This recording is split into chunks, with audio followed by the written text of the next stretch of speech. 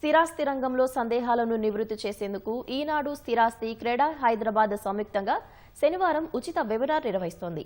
ఉదయం 11 గంటల నుంచి మధ్యాహ్నం 12:30 గంటల వరకు నిర్వహించే ఈ వెబినార్ ద్వారా స్థిరాస్తి కొనేటప్పుడు ఏమేం చూడాలి, సమస్యలు వస్తే ఎవరికి ఫిర్యాదు చేయాలి, ప్రాజెక్టుకు స్థానిక సంస్థల నుంచి అనుమతి, రెరా గుర్తింపు ఉందా లేదా తెలుసుకోవటం ఎలా, ఫామ్ ప్లాట్లు కొనొచ్చా లేదా అనే అనేక సందేహాలను వెబినార్ ద్వారా నివృత్తి చేసుకోవచ్చు.